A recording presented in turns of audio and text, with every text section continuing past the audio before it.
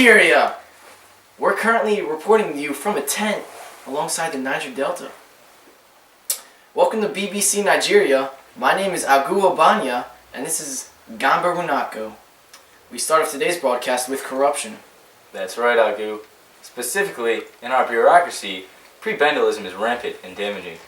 Influential political figures turn to ethnicity and religion to appoint government officials, rather than selecting them based on merit. Even though Nigeria has the potential to be a major world player based on oil reserves and other natural resources, our economy is hindered because central political figures pocket oil revenues and aid money received from global organizations, and they neglect to invest in our private sector, severely hampering its development. This corruption has gone so far that in 2007, President Obasanjo attempted to create a fraudulent election in order to remain in power. Fortunately, his gambit didn't pay off. Even the police force is greatly affected by this mass corruption. A lack of effective law enforcement leaves the poor regions of Nigeria in the hands of vigilante forces in order to keep the peace. We certainly hope to improve this in the future. And now, to Jazara Wub, with a special interview with President Goodluck Jonathan regarding his upcoming presidential election.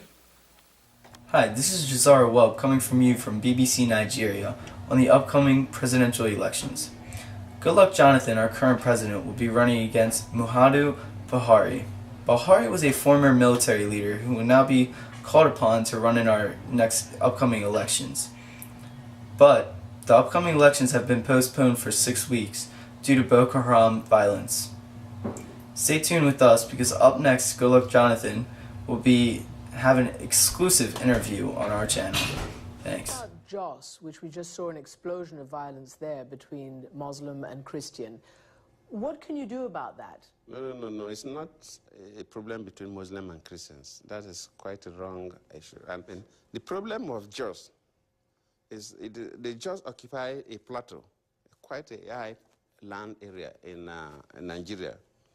And that's an area where a number of people settle outside the indigenous population. In fact, even when Lagos was the federal capital territory, most Europeans who came to Nigeria then prefer to stay in Jos. Because of the elevation, the temperature is very low. It's like a sub-temperate climate, where the temperature sometimes could drop up to -2. No part of Nigeria that experienced that. No, Nigeria is a typical tropical country. But because of that climate and the mining of tin and others started within that area. So there's a lot of settlers from the southeastern part of Nigeria, from the southwestern part of Nigeria, and from the extreme north. So most of these settlers now play big in the economy, a local economy. So the indigenous population feel that they are being excluded from the economy, and that has been bringing conflict from the early 60s. But what can you do about it? Of course, we have set up different, in terms of what we are doing, we are discussing with the traditional rulers, we are discussing with religious leaders, we are discussing with opinion leaders. That is to appeal to them, and they are responding. Of course, we are also providing security.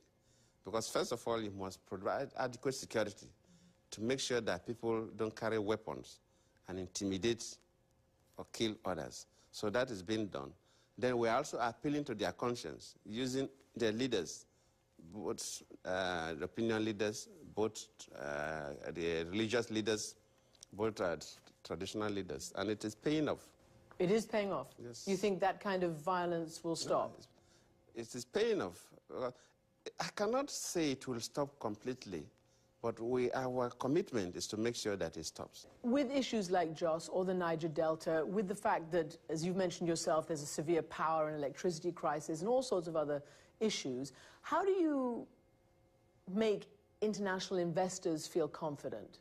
Even kidnappings there are, as you've said yourself, need to stop. Yes, Nigeria is a very big country, and some of these issues people raise in the media that makes it look as if the whole country is red. It is not quite so. You have a lot of international investors in Nigeria as we are talking. Right. Even in the Niger Delta, you have the oil companies and oil services companies everywhere.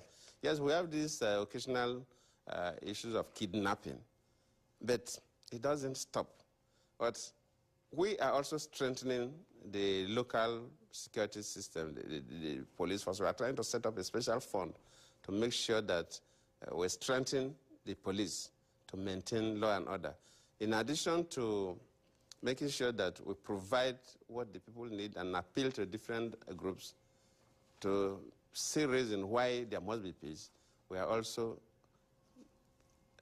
doing what we think is right to increase the security, because you must secure the area. With President Obama, what was the most important issue that you discussed? I know President Obama discussed many things, including the issue of a joint fight against terrorism. It was a Nigerian youth who tried to set himself and set a plane on fire over the United States. Of course, that's an unfortunate incident, but I know you know more than me, because when that issue came up, it was a global issue, and everybody traced the history of the young man. This young man left Nigeria long ago, and he got indoctrinated in the West. But do you nonetheless think it's an issue that has to be combated, terrorism? Of course, Nigeria, you know that the Non-Proliferation Treaty, Nigeria was one of the countries that signed it. We believe that the whole globe must be peaceful. We cannot associate, cannot encourage that. Nigerians are not terrorists. We know the problems as African leader. We are suffering from the use of small arms and light weapons. In fact, in Africa, the use of small arms and light weapons is more devastating to us than even the issue of nuclear terrorism, because Africans have died from small arms and light weapons more than the nuclear terrorism. Because most of these weapons used in the former Soviet Union are no longer relevant, and they have all been shipped into Africa. Most of the small arms and light weapons manufactured in America and other European countries are shipped down to Africa. And this is the cause of most of these crises we're having, this insecurity we're having. So we totally support. Hello, BBC Nigeria. We interrupt your regular scheduled broadcast to bring you this live coverage of an ongoing lion hunt in the Nigerian countryside. I'm here with American researchers, Ralph. Yes, sir. And Arnold. Hello. These are going to be my guides for this here hunt we have going on. Okay, so what are we going to do with this lion? Well, first we're going to go find this lion using our tracking skills, and then we're going to tag it, and then we're going to make sure it has a good home, because we're trying to protect from all the poachers here. Yeah, we like to follow the lions and see where they go, so we know where to protect and what we should focus our energies on lions. Right, so this is really a noble journey here we're embarking on to try and save the lions in Nigeria. So now I can tell that what we have here is a trank gun. That's correct. This is how we're going to take out the lion. But so remind me, Arnold, why would you have a gun with you? I have this gun because of poachers in the area. Poachers are violent people, and they will kill us because we want to protect them, the animals or the lions. Okay, so this is more of a self-defense measure right Actually, here. hey, settle down. I think there's a poacher around here. Excuse me, you guys can't... Hey, there's a poacher, there's a poacher! It's okay, I'm with the press. Oh, wow, well, it looks like we faced a threat already, I think. It looks like my American friends have already handled this one quite well. I can tell I'm in capable hands here. Let's go over this way and let them do what they have to do. So from what I've heard, this lion hunt could take hours. For all I know, we might be out here all night. So Nigeria, we will be back with more and more updates. Just stay tuned. Once more, this is Ralph and Arnold, and I am Gambo Runaku. And now back to your regular scheduled program. Hello, I'm Nigerian Prince Abanji. I have a special message for you tonight. Recently, my family's been killed by the Boko Haram. They raided my village and killed my friends, all my relatives. It's been really rough. It's been really hard. It's hard to make it through the day. But, sorry.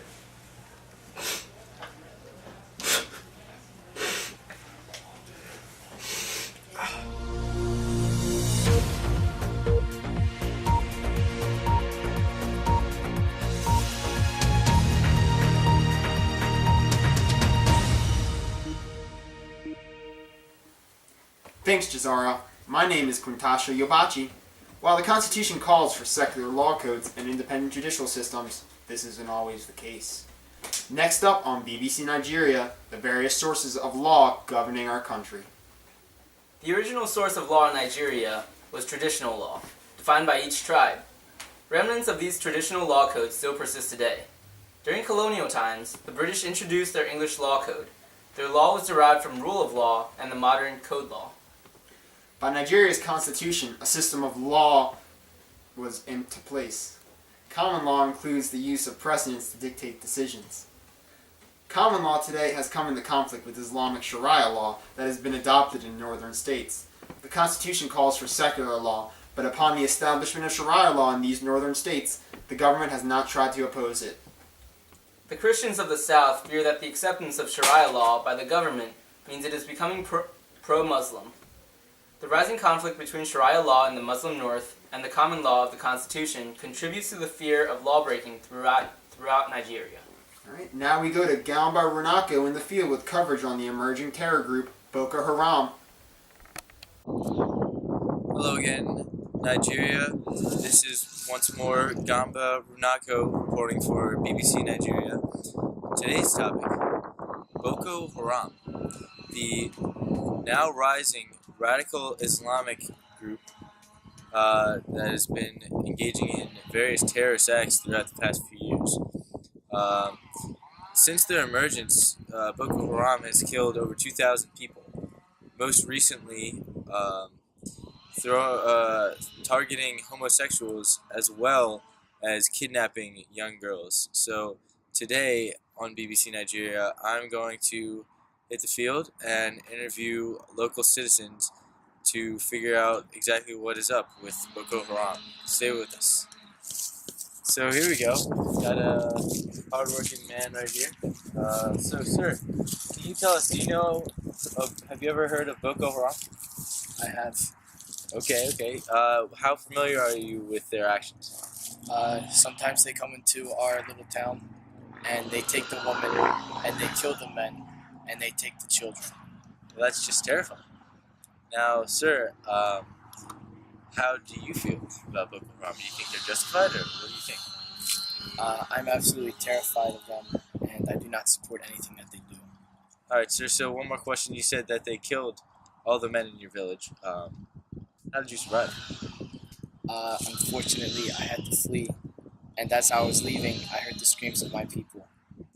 And I hate to ask you, did you lose anyone in that massacre? I lost my 2 sons, my daughter, and my beautiful wife. So, as you can see, Nigeria, this is just a tragic tale, and there are hundreds just like it all over Nigeria because of this terrible terrorist group, Boko Haram. Let's go and see if we can find any other citizens, shall we? Well, look at this man. Freshly just out petting his dog, having a good afternoon. I love animals. Maybe we can take away from his happiness, shall we? All right, sir. Are you familiar with the terrorist group Boko Haram? They're horrible. They're so evil. Well, now, what is it that makes you say that? I had a sister once. She was kidnapped by them, and I haven't seen her since. I'm sorry to hear that, sir. That's a tragic tale. Do you know if she was raped? I only heard reports of the stuff they've done, and it doesn't seem good that she wasn't. Do you, so you don't know of her whereabouts? To this day, no. It's been 3 weeks, and we haven't heard anything. Okay. So, other than your sister, do you support this group, Boko Haram? No, I do not. They're horrible, militant people who just want to strike terror in everybody. And have you lost anyone else to Boko Haram? No, but I almost lost my dog, Baxter, to it. That's terrible. Look at this. This is a cute little guy here. Hey Baxter, do you know Boko Haram? Yes, I do. That's funny, right? Yeah, but it's actually terrible. It's a terrible group. There's nothing to laugh about. Don't make jokes about that. All right. Thank you, BBC Nigeria.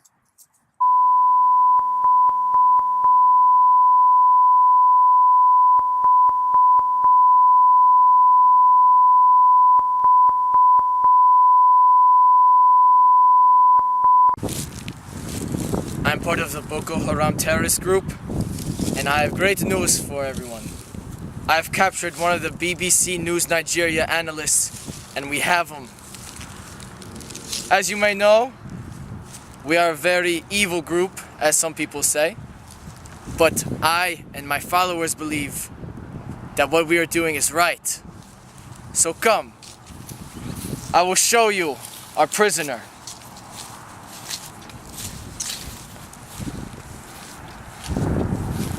I'm here to see the prisoner.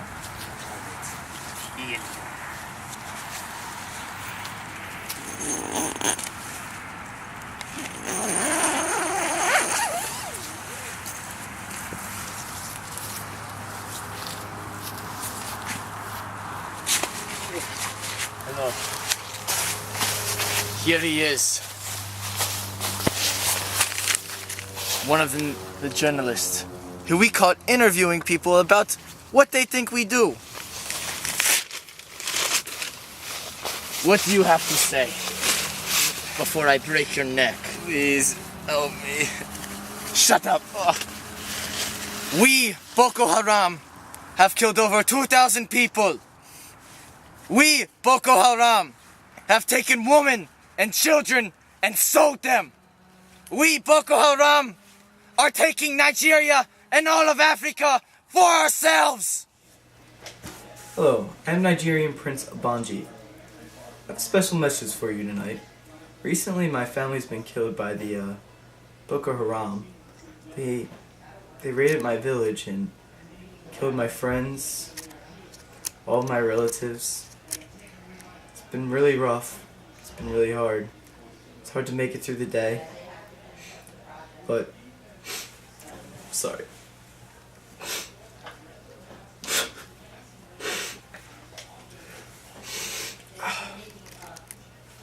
I'm sorry. I'm pulling through. Anyways, I have a special message for you tonight.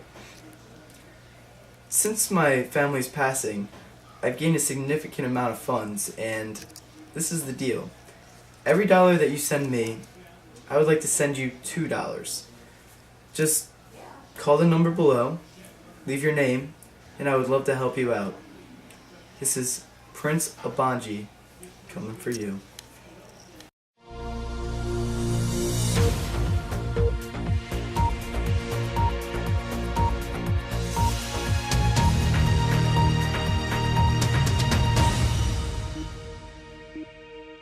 I'm Jazara Welb. Next we discuss the rising conflict between regional and national leaders. Today in Nigeria, national leaders struggle to garner across-the-board appeal. Instead, regional support for leaders based on ethnic backgrounds takes prevalence. Particularly powerful are the Muslim local leaders in the northern states called emirs. These religious leaders have spoken against the national government. President Jonathan in particular, based on claims that he is Christian and therefore biased. Emirs have high legitimacy rates in these northern states, and as such, their constituents are loyal to them over the national government. Since the end of colonialism, political parties have failed to gain widespread support and instead have been based on ethnic and regional appeals. As such, political figures tend to be more loyal to their regions or ethnicities. Now here's Gambo Renako in the field with coverage on recent Ebola epidemics. Hello, and this is BBC News coverage of an Ebola outbreak. Now, Ebola is a terrible disease that has become an epidemic in Western Africa. It first appeared in 1976, and since then has spread into an epidemic till today. It has a total fatality rate of 71% of all its victims. Right now, we're about to go talk to one of the patients and the doctors of Ebola. Hello? Hold on, I got a very reactive patient right here. Alright, it seems that it's a little volatile in there right now. Stable for a moment. Alright. I'm sorry, I can't let you in. This is a quarantine zone. It's okay. So, we just want to know what are like the characteristics of Ebola. Well, it's hard to tell really, but oftentimes there's nausea, vomiting, diarrhea, bloody in some cases. Got especially this one. Hey, sit back down. Hold on, let me just do a test real quick. Some pretty scientific stuff right here. Pretty scientific. Alright, I think it'll last another moment. How many patients are there in Nigeria? Well, in Nigeria, we have no more known cases. They've all either died or been treated, except for this one right here.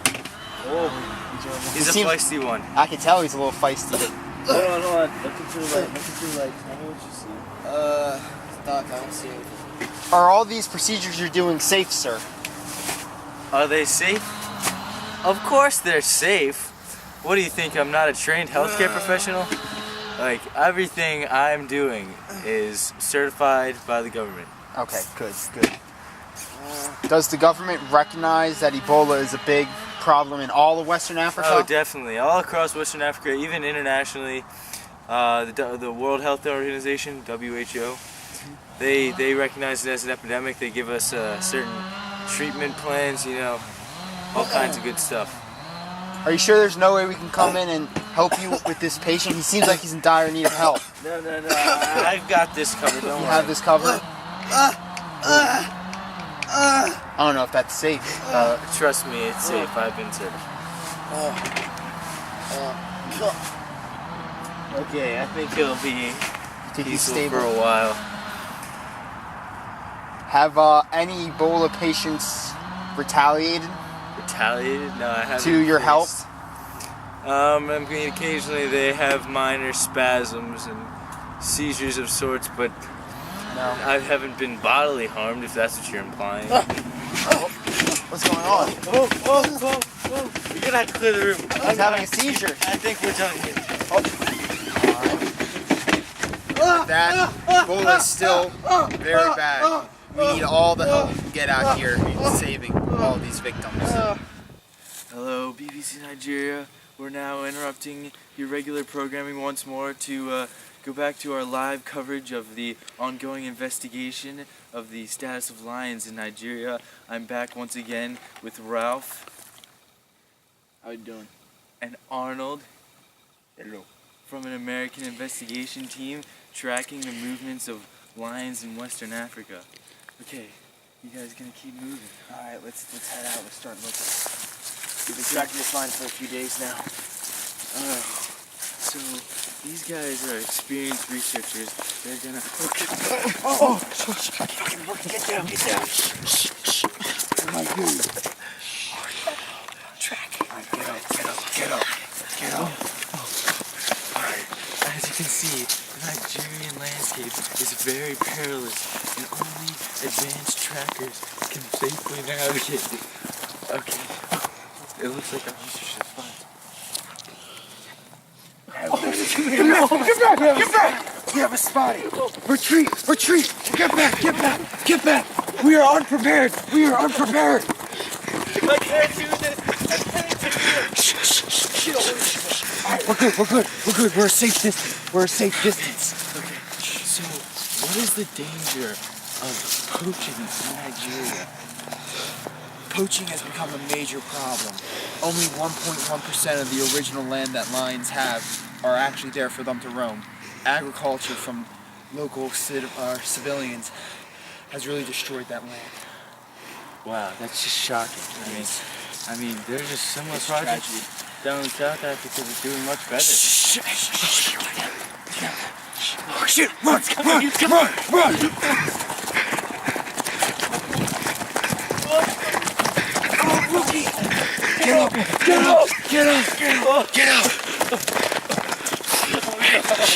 Hey, to the lake!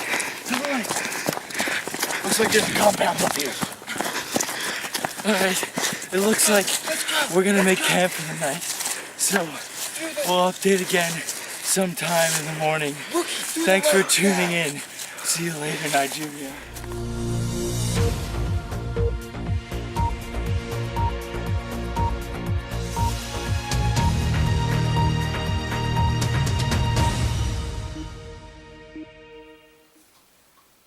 Thanks, Quintisha. My name is Urena Buhari. Today in Nigeria, one of the biggest conflicts between people stems from the many different ethnicities in our country. When Nigeria's border was drawn during colonization, the British arbitrarily defined the country, bringing together over 250 unrelated ethnic groups. These tribes had never been required to cooperate in order to govern themselves, and as such did not work well together. The largest ethnic groups in Nigeria today are the Yoruba, Igbo, Hausa, and Fulani. Not a single one of these groups constitute a majority, but together they compose about 2/3 of Nigeria's population. Upon decolonization, three distinct regions developed: the Yoruba in the southwest, the Igbo in the southeast, and the Hausa Fulani in the north. These three regions have dominated Nigerian politics in recent years. These ethnic conflicts have contributed to a massive lack of nationalism in Nigeria. No political parties can garner nationwide support. Hopefully, one day the Nigerians can put aside their differences and stand united. Now to Agu Obayana with a report on homosexuals in Nigeria. Hello, my name is Agu Albayana, and today we're going to be reporting about discrimination against homosexuals. Here in Nigeria, it is illegal to have a gay marriage, and it is illegal to be overly gay. Homosexual displays of affection in public can earn you jail time. And all these laws passed by the government has led to a lot of social discrimination within the civilian people. There are always acts of violence against homosexuals, and it's very serious. And today, we have the pleasure of interviewing a gay couple who is living secretly underground here. So we're going to go ask them some questions. Hello? Hey, how you guys doing? Good, we're good. How are you, sir? Pretty good. I'm just going to interview you guys. Is that alright? Yeah, that's fine. I got tell me your names. That's okay. My name's Neil. Neil? And I'm Montel. Montel, it's nice to meet you. Mind if I take a seat? Oh, yes, please sit. Go ahead, fine. go for it. Fine. Ooh, you startled us. Yeah. We were just relaxing. Tell me, what's it like being a gay couple in Nigeria? I tell you, it's very tough. Very tough. You know, we're looked down upon. You know, we don't have a lot of rights. We can't really show our affection in public, which kills us inside. Yeah, we have to keep our love secret. Our love. Do you guys plan on getting married, even though it's illegal? That's a tough one. We would like to, but we also love our home of Nigeria a lot and our tribe, so. For the time being, it looks like we will have to keep our love in secret, and I don't think that's going to lead to marriage just yet. Okay. Do you guys know people who are gay, who have been sent to prison because of it? Yes. Well, frankly, we have lots of gay friends, because the gays associate with each other. We're interconnected. So, yes, we have heard many of our friends been violently lynched and persecuted, and there's many arrested, and they're sitting in jail right now. It drives us insane it's thinking about terrifying. It's awful. Although, you know, my ex-boyfriend's there, so, you know, I can't be too upset about that. I see. So, tell me, from what I hear is this is a secret location? Yeah, it's pretty hidden in the desert. Yeah, we can't expose anything. I understand. You know what'll happen. The government, you know. How do you feel about the police presence and how they just come at you guys? They're insane. They're animals. Like, I don't know how humans can do that to other humans. The kind of discrimination we face is terrible. It strikes fear in our hearts. Just like this, we have to live in secret. Police, open up! Oh no! Oh, I'll get the door for you oh, guys. we're busy. Yeah, We're busy. Hello? Oh. Get up! Get up! Get up! Oh. Put your hands up! Behind your head, now! I don't really know what's going on here. Get out! Go! You too! It looks like Up it wasn't against the so wall. secret Let's go. after all. Let's go! I just don't know. Kneel on the I ground. don't know what to do. Get on the ground. You two, you're being arrested for being allegedly homosexual. What do you Oh have my. to say for yourselves? I'm guilty of loving my Please. Excuse me, officer. How much jail time do you think these guys are going to be getting? No questions. Oh. Get the camera out. Hello again, Nigeria. Again, I'm Gambo Runako. I'm on scene once more with the investigative research team from America of Ralph Hey guys. and Arnold. Hello. We are in pursuit of a line currently to investigate it. So remind me again what we're trying to do with this line? Well, our goal is to find it and tag it, and then we're going to make sure that its living conditions are right for it. Okay. Should we get back on the hunt? I think it's about time. Get down, get down, get down. I think we have a target. Set up for the shot, set up for the shot. Alright, whenever you're ready. Alright, you got it, you got it. See, let's get the line with the strength, alright? See what comes next. What's going on here? What? Now what is this? Put the camera away! Oh, Nigeria. I do not know. Shut up! Boy, don't you know we're the poachers?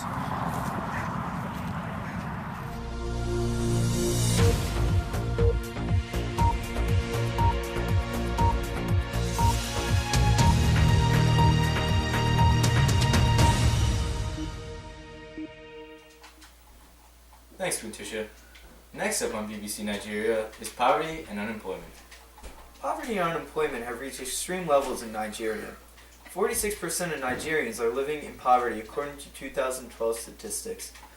More than 92% of Nigerians live on $2 a day or less. This rampant poverty is due to the corrupt practices of the government and the mismanagement of the country's resources. The state fails to collect tax revenues to provide for its citizens, and political officials pocket oil revenues rather than invest them into the state to distribute the wealth. In addition to these startling poverty statistics, our sources report that Nigeria has a 23.9% unemployment rate, measured in 2012.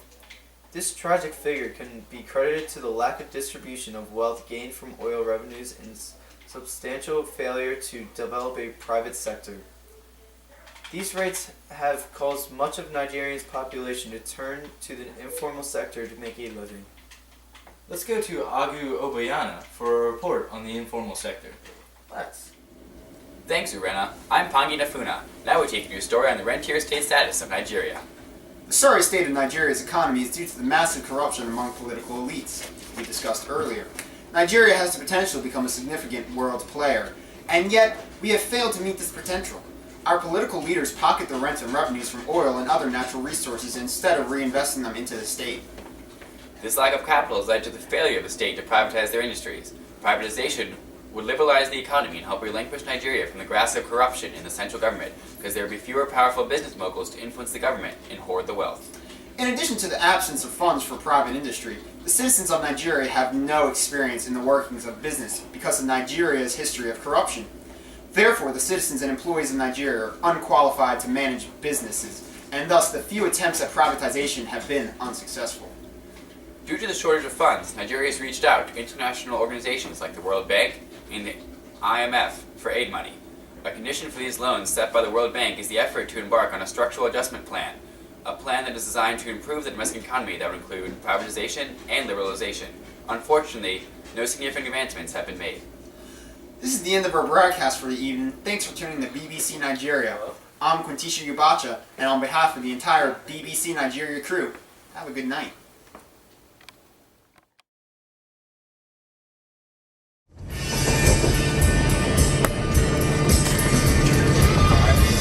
Alright, now press the top button. Alright, it's blinking. Somebody get this side. Look at the window. There's fucking cars over there, Kevin. I'll put the window down.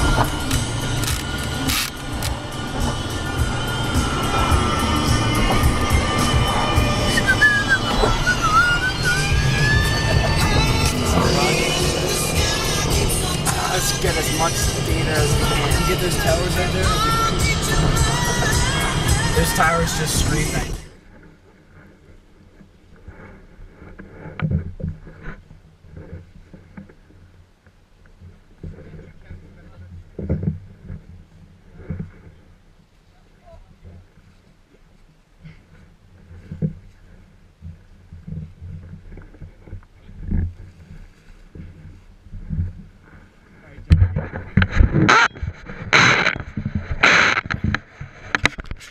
But Connor, don't put. But Matthew 2. Don't put the camera away. Okay, so I figured out how to record this. I know how to record it. I have a camera. Oh, really? Do you really, Bernie? Yeah, I do. Connor's on his phone like Kevin is naked. I'm not naked. Ross, me got in some reality right here. Turn up my microphone. Shit. Ross, I better turn my microphone on. Shit. It's time to hear some reality. 204. Abdul-Karim. What up? Nigeria, jaga, jaga. Everything scatter, scatter. Come on, they so far. Bossa, bossa. Gunshot in the air. Nigeria, jaga, jaga. Everything scatter, scatter. Come on, they so far. Bossa, bossa. Gunshot in the air. I'm rock, I came to your house. He no take money, he no rape your wife. He went straight up to your bedside. Bossa, sit big now, you're down. Which I'm robber, no one money. Which I'm robber, no one jolly. Now political, I'm robber with that. Now waiting to kill Nigeria, ho. Nigeria, jaga, jaga. Everything scatter, scatter. Come on, they suffer. Bossa, bossa. Gunshot in the air. Nigeria, jaga, jaga. Everything scatter, scatter. Come on, they suffer. Bossa, bossa. Gunshot in the air. If you say Kiyamo Bia, they lock him for jail for Abuja. Kingsley Agbe himself day for there. Had they been down 9, they feed all of them. Yeah, but inside praising. Everything scatter. Come on, they suffer. Bossa, bossa. Gunshot in the air, what ya say? Nigeria, jaga, jaga. Everything scatter. Come on, they suffer. Bossa, bossa. Gunshot in the air. Nigeria, jaga, jaga. Everything scatter. Come on, they suffer. Bossa, bossa. Gunshot in the air. Africa, please you love your land. Africa, please no more than land. We did grow. Hey, there's still that world. We did grow. There's still bad world. It is what about Koja now? Once you go Waja, Nepa, once you get regular. 419 for Nigeria. I get to Ikeja, now 100 naira. West Class City now popular. Action film for Nigeria. It is what y'all still do now. We did live big life. Buy estate for Calabar. That Naladeria Mafia. For Nigeria. Everything's jaga, jaga. Scatter. Woman, they suffer. Bossa. Gunshot in the air, what ya say? Nigeria, jaga, jaga. Everything scatter. Woman, they suffer. Bossa. Gunshot in the air. Nigeria, jaga. Everything scatter. Woman, they suffer. Bossa. Gunshot in the air. Nigeria, jaga. Everything scatter. Come on, they suffer. Bossa. Gunshot in the air. Nigeria, jaga. Everything scatter. Come on, they suffer. These no more. Gunshot in the air.